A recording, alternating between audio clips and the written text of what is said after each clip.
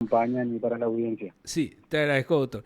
Eh, Queríamos saber un poquito, procesalmente hablando, ahora que vino el dictamen de la Fiscalía, ¿qué es lo que viene en esta acción de inconstitucionalidad, doctor?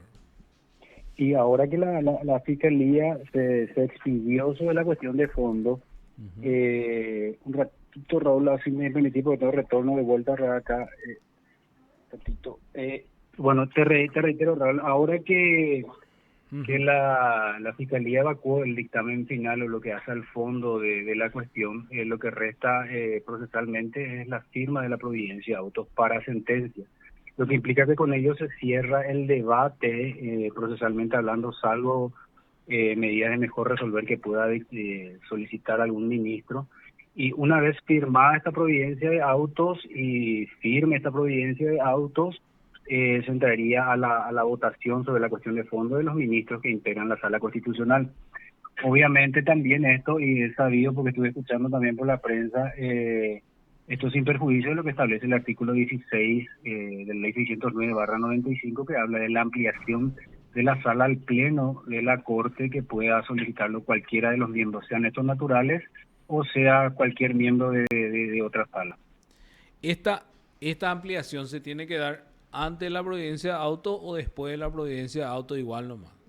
No, tiene que ser esto después de la providencia de autos, porque tiene que estar cerrado el debate en sí, como te digo, te reitero, se cierra esto con la providencia de autos, Mm. y la norma del artículo 16 de la ley 609/95, que organiza la Corte Suprema de Justicia, establece que deben hacerse dentro de los 3 días de de firme la providencia de autos, de que quede firme esta providencia de autos dentro de los 3 días, lo que en suma daríamos 6 días, ¿verdad? Porque 3 días para que quede firme esta providencia de autos, más 3 días para que cualquier ministro, reitero, sean estos naturales o de cualquier sala, puedan solicitar la ampliación al Pleno de la Corte Suprema. Y vamos a suponer que se sortee y vaya ya un ministro. Ese ministro Mm. vota, igual nomás se puede pedir ya la ampliación o ya no se puede una vez que empiezan las votaciones. No. Una vez que esto ya se haya hecho el sorteo de preopinante como sala natural, ya no, porque para que se haga el sorteo de preopinante es porque ya tuvo que haber quedado firme esta providencia de auto y haya transcurrido los 3 días también. Ah, entiendo, entiendo, Sí, entiendo. Ya. sí. Y una vez, en el hipotético caso de que esto se amplíe, esto una vez hecha la solicitud de ampliación, se le notifica a los demás ministros a los efectos de que es la oportunidad que ellos tienen para expresar si aceptan integrar o tienen alguna causa por tener alguna causal de excusación, y en todo caso si lo dicen, y si se excusan de entender, esto debe integrarse con la Cámara de Apelaciones, porque se debe llenar el cupo del colegiado ampliado, en este caso que son nueve miembros. Y en este caso, ¿a dónde va primero? A tribunales de apelación civil? Civil, que siguiendo el artículo 421 del Código Procesal Civil, sí, va al Tribunal Civil. O sea, primera sala y el presidente primero, ¿verdad? Sí, de hecho que normalmente hay un cuaderno, no dice necesariamente de esa manera, pero hay un cuaderno que se va siguiendo un orden circular de cada sala. Por darte un ejemplo, si yo tengo dos expedientes que debo consultar simultáneamente ante la primera sala Ujú. del Tribunal Civil, uno va para el presidente y el siguiente va para el vicepresidente, ¿verdad? Ah, O ya, sea, ya. se van llenando los cupos. Ya, entonces, no, Eso con el fin de evitar que todo vaya al presidente necesariamente. claro, entonces no podemos nosotros determinar a quién se va a ir dependiendo del cupo que está en ese momento. Claro, ¿cómo queda? Porque constantemente se van integrando. Acuérdate que tenemos también aquellas cuestiones que hacen al pleno natural, que son las del jurado en funcionamiento del magistrado, y aquellas acciones que se plantean contra resoluciones del Tribunal Superior de Justicia Electoral, que hacen que haya mucho dinamismo en cuanto a la integración, porque constantemente estamos en consulta con los tribunales al respecto. Entiendo, entiendo. Y doctor, ahora llegó este de Katia, el dictamen. Todavía no salió ninguna providencia, doctor. No, nada. Si mal lo recuerdo, esto llegó el miércoles al final de la jornada, o jueves, a primera hora. Creo que fue el miércoles. No te quiero mentir, Raúl. Creo que fue el miércoles. Ujú. Pero aún no. Normalmente tenemos en la semana tenemos firmas de providencia con el presidente. separan un grupo de providencias, el presidente baja y esto lo va firmando. Ah, ya. Pero ahí se tiene que ver también la cantidad de casos que hay para firmar, ¿verdad? Sí, en cuanto a providencia, sí, teniendo en cuenta algo que caracteriza a la sala constitucional es la cantidad de movimientos que hay durante de aquellas providencias que hacen al mero trámite, ¿verdad? Que lo que hacen justamente hacen que esto vayan moviéndose día a día, estos clientes y vayan avanzando de a poco, ¿verdad? Entiendo. Y bueno, entonces vamos a esperar ahora que se dé entonces auto para sentencia y dentro de los 3 días quedar firme. Entonces cualquiera de los ministros podría pedir entonces la ampliación, según entiendo. Así mismo, conforme lo establece el artículo 16 de la ley 609/95, es una cuestión potestativa de solo de los ministros y ningún ministro puede oponerse a eso, como dice la norma, y tampoco puede ser causal de recusación por las partes el hecho de que un ministro haya solicitado la ampliación al pleno de la Corte. Qué interesante eso, doctor. O sea, por más que los ministros no quieran ya, sí o sí, si alguno pide, uno solo nomás puede hacer que los 9 se tengan que reunir. Así mismo. Y es más, si me permitís, si te da el tiempo, te leo la Sí, norma que es breve, la norma del artículo 16, Raúl. sin problema, doctor. Dice, artículo 16, ampliación de salas. Cualquier sala deberá integrarse con la totalidad de los ministros de la Corte Suprema de Justicia para resolver cualquier cuestión de su competencia cuando lo solicite uno o cualquiera de los ministros de la Corte Suprema de Justicia.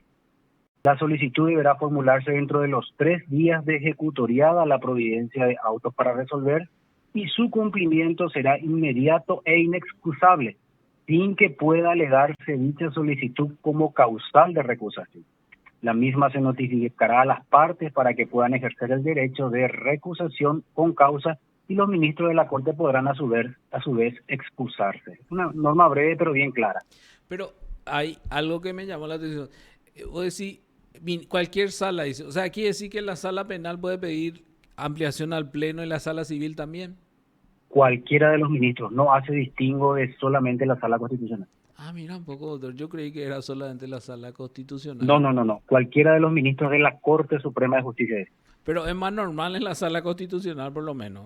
De hecho, honestamente te digo, Raúl, en lo que me corresponde como secretario, no recuerdo que otro que no haya sido la sala constitucional lo haya solicitado en este momento. Tengo entendido que un caso del menor, sí, hay un caso del menor en donde un ministro de la sala civil solicitó la ampliación al pleno de la Corte. En serio, te vamos a estar pendiente de eso, pues realmente la sala civil, la primera vez que escucho, yo creo que Sí. la sala penal pidió la ampliación del pleno cuando resolvió esas recusaciones que hubo. ¿Te acuerdas que antes había muchas recusaciones a fiscales y venía Sí, y ese cuando quedaba? sentaron ese precedente de la legitimación de quiénes podían hacerlo y quiénes resolvían ese tema. Ese, exactamente. Ahí creo que fue. Recuerdo. Sí, eso fue la sala penal. Sí, pero se amplió al pleno, me parece. Así mismo, a solicitud de un ministro de la sala penal. Es cierto, y ella quedó sentada en la postura justamente. Sí, no, y de hecho que como te digo, probablemente por una cuestión de costumbre nomás el hecho de que se considera que solamente el ministro de la sala constitucional puede pedir la ampliación. Pero la norma es clara al respecto porque no hace distingo alguna. Dice ministro de la Corte Suprema de Justicia nomás. Realmente. Y doctor, ya que estamos abusando un poquito de su No, por amabilidad, favor. eh, ¿cuántas causas tiene ahora la sala constitucional? Pues hubo una depuración también. He visto que muchos que quedaron caducados también, un montón de cosas. ¿Cuánto manejan ahora, doctor? Y mira, lo que pasa es que el universo de lo que es la sala constitucional es, como dije hace rato, bastante dinámico. Y el hecho de que tenga que congeniar ahí 3 gabinetes y hace que a veces el volumen exacto es difícil tener, pero nosotros siempre estimamos que tenemos entre unos 17.000, 18.000 expedientes que se están moviendo por los gabinetes. 17.000, 18.000 Sí, expedientes, doctor. expedientes que se están moviendo por los gabinetes. Y tenemos, pero también hay que dejar en claro que tenemos un ingreso de 3.300 a 3.500 expedientes nuevos que ingresan al año en la sala constitucional, ¿verdad? Entre los que discriminan los normativos y discriminados, o sea, normativos le decimos a aquellas acciones que se promueven contra ley, decreto, otro instrumento normativo, y también aquellos que se plantean en el marco de procesos judiciales propiamente dicho, ¿verdad? Y eso hace que esto constantemente vaya en crecimiento el ingreso de la cantidad de acciones. Y también, por otro lado, el hecho de que las acciones, por el efecto del planteamiento de la inconstitucionalidad, que es interparte y no erga omne, hace que sean reiterativas las acciones contra actos normativos. Por También. darte un ejemplo, el artículo 29 de la 29 de la 2421, que cercena el cobro de honorarios profesionales o la tasación o la regulación de honorarios profesionales de aquellos abogados que litigan contra el Estado. También esas acciones que se plantean para la actualización de haberes jubilatorios, aquellas acciones que plantean los funcionarios desvinculados de las entidades bancarias que no tienen más de 10 años de aporte en la caja de jubilados de bancarios, Sí, y cierto. cuya norma, el artículo 41 de la ley 2856, le cercena el retiro de su aporte porque no llegaron de los 10 años a completar los 10 años. Y eso constantemente son reiterativas, ese tipo de acciones que tenemos en una cantidad bastante interesante, pese al informe que nosotros como Corte, como institución, lo hacemos cada año a los demás poderes del Estado sobre las constantes declaraciones de inconstitucionalidad que la Corte, a través de sus fallos correspondientes, viene resolviendo, ¿verdad? Eso realmente es un problema, doctor, porque ustedes le informan que hay un montón que son inconstitucionales. Si ellos Así cambian mismo. la normativa, ustedes ya dejan, vamos a decir, van a tener mucho menos trabajo. Y sí, imagínate, y te traigo a colación, Raúl, esta famosa ley que durante la pandemia salió, que regulaba o que obligaba a las empresas a presentar declaraciones juradas cuando tenían contratos con el Estado, y regulaba el artículo de la Constitución que hace a la obligación de hacer su Declaración declaraciones jurada. juradas de rentas, activos y pasivos, los funcionarios públicos. Y nosotros veníamos declarando la inconstitucionalidad de eso, de hecho que declaramos una oportunidad, y después se consiguió que eso, a través del Congreso, esa normativa sea derogada, sea de hecho que se modificó y ya no afectaban a los particulares en esa obligación. Y eso tuvo un impacto bastante positivo, porque antes de la derogación de eso teníamos como 600 acciones ya planteadas en contra de esa normativa, lo que implicó que después de que se haya modificado esa ley, estas 600 planteadas fueron declaradas carentes de objeto, pero evitó también nuevos planteamientos. Y Claro. eso realmente, obviamente, resultó en beneficio de lo que sería lo misional nuestro, que es la jurisdiccional, ¿verdad? Porque nos permitía mayor oxígeno en el trabajo, abocándonos a otras cuestiones y no a estas cuestiones que ya eran reiterativas, ¿verdad? Sí, exactamente. En este caso, algo que veo también, doctor, es que, por ejemplo, los juzgados de paz tienen 128.000 casos, 130.000, pero son muchos juzgados de paz. Ustedes son Sí, una sola sala constitucional que es el para todo receptáculo el de país. todo, claro, de todo el país. Sí. Y encima de todo, en Francia yo sé que hay un número determinado de abogados que pueden plantear acciones inconstitucionales. Creo que son 300, 400 por ahí. Pero Sí. ellos no van a plantear cualquier cosa, pues son los únicos que pueden plantear. Pero acá cualquier abogado puede plantear una acción y eso va llenando también de causa esa sala, doctor. Sí, de hecho que lastimosamente nuestro esquema, tanto constitucional como legal, y te hablo en particular de lo que es lo procedimental, habilita que realmente, y lo digo con el perdón de la palabra, cualquiera plantee una acción de inconstitucionalidad. Sabemos que esta instancia se utiliza a los efectos de frenar ejecuciones en cuanto a lo procedimental, evitar de que se sigan en avances del proceso, y en total detrimento obviamente de ese proceso. Entonces se plantea este tipo de acciones sabiendo, teniendo en cuenta la recarga de trabajo que tiene la sala constitucional, y que efectivamente no es imposible pensar que se plantea hoy una acción y en 2 o 3 días ya se puede conseguir el rechazo liminar para destrabar el proceso. Entonces, lastimosamente, los tiempos que a veces la Corte no tiene se usan en detrimento o en beneficio de aquel que utiliza esta instancia como una instancia garrote, como normalmente lo decimos, ¿verdad? Pero Es una cuestión, como te digo, es una cuestión te diría, de una problemática que viene de lo constitucional, del artículo 260 de la Constitución, y tenemos el artículo 538 del Código Procesal Civil en adelante, que regula las excepciones y las acciones propiamente dichas, que hacen que cualquiera, porque no te pone mayores requisitos, pueda plantear, de hecho, ¿verdad? Y te traigo a colación, en un momento determinado una persona me había comentado que se había ido por un viaje oficial a la Suprema Corte de los Estados Unidos, y habían preguntado en ese año cuántas acciones de inconstitucionalidad habían llegado a la Suprema Corte de los Estados Unidos. Y el alto magistrado le informa de que ese año llegaron 16 acciones a la Suprema Corte de los Estados Unidos, de los cuales fueron resueltas 2 acciones. 16 y ahí y 2. te das cuenta o te da la pauta de cómo la diferencia en cuanto al régimen legal y constitucional, tal vez también, que ellos tienen a los efectos de llegar a la máxima instancia de la Corte Suprema de Justicia. Pero mientras sigamos con este esquema y sigamos con esta cuestión legal, obviamente no se va a poder filtrar de otra manera, y vamos a seguir recibiendo esta cantidad industrial de acciones de inconstitucionalidad, y a veces lastimosamente, honestamente, es en detrimento de aquellas acciones que realmente merecen la atención del órgano jurisdiccional. Totalmente, doctor. Si hacemos un recuento así, serían 5.666 acciones que cada ministro es preopinante nomás. Pues en total Sí, las 17.000 tiene que tratar los 3, pero uno es claro. preopinante de 5.600. Y eso, Raúl, es sin perjuicio de aquellas acciones de otras salas que ellos también integran. También. En el, Pero entonces... es un tema. Esta inclusive podríamos decirlo, es un tema para discutir filosóficamente también, ¿verdad? Sí, pero digo nomás, quiere decir que de todas las salas, la sala constitucional pareciera que es la que más trabajo tiene. Y mira, Raúl, tenés que tener en cuenta que las otras salas son instancias recursivas.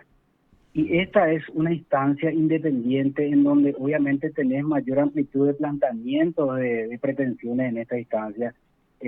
Yo a veces pongo por claro ejemplo, acá la gente viene frente a la corte y se pelean entre manifestantes. ¿Y cómo resuelven su problema? Resuelven planteando una acción. O sea, no es que tienen que recurrir a un recurso ante un proceso preexistente para agotar las instancias y llegar a ese recurso. Acá pueden plantear sin problema, ¿verdad? Y porque el esquema permite, el esquema legal, como te digo, constitucional y legal, lastimosamente permite de esa manera. Realmente, Es una realidad. Sí, realmente, doctor. Es cierto, es una cuestión bastante fuerte y ustedes son... Es compleja, realmente bastante compleja. Es que, es más, de todo también, los problemas más importantes del país se resuelven en esta sala. Ahora mismo, el caso de Katia, el caso de los senadores. Yo recuerdo la consulta con respecto a quién tenía que ser el presidente de la República, si tenía que ser Sí, el caso emblemático. González Maki, por ejemplo. Si tenía que seguir o se tenía que hacer una elección nuevamente, por ejemplo. Sí. Entonces, es una de las salas más importantes. De hecho, que cuestiones bastante emblemáticas acá. No te olvides, por ejemplo, creo que fue el año 2018, 2019, el tema del veto al presupuesto y saber a través de una certeza constitucional cuál era el presupuesto que ese año nos iba a regir, porque un Estado no podía quedar sin una ley de presupuesto. Es cierto. Son cuestiones totalmente emblemáticas que al final van otra vez a lo académico porque enseñan bastante. Cierto. Yo recuerdo el fallo del 2013, por ejemplo, hasta ahora lo estudiamos en este tema de acceso a la información. Acceso a la información. Sí, el de la Municipalidad de San Lorenzo. Exactamente, doctor. Sí. En la universidad por lo menos lo estudiamos bastante. De hecho que esa sentencia fue la base para la ley de acceso a la información pública. Es cierto, tiene razón. Esa fue la base. Y, no, por eso, de hecho que a veces decimos, estaría lindo que la sala constitucional quede abocada a ese tipo de situaciones que resuelven a la institucionalidad del Estado, que hagan al Estado en sí, ¿verdad? Pero que lastimosamente por el esquema, te reitero, se utiliza para otras cuestiones, ¿no? Y no se puede negar el ingreso a una acción, no se puede negar que presenten un escrito frente a la Secretaría, porque estamos obligados a recibir y a dar el trámite y el insumo de recursos y de dispendio de trabajo que eso requiere lastimosamente. Totalmente de acuerdo, doctor. Doctor, te agradezco demasiado tu tiempo. Por Muchísimas favor, gracias. Raúl, cuando quieras, un saludo a la audiencia y a la orden cuando quieras. Un abrazo. Muy amable, hasta luego, doctor. Usted está escuchando PDS. Hablamos así con el doctor Julio Pavón, un estudioso en la materia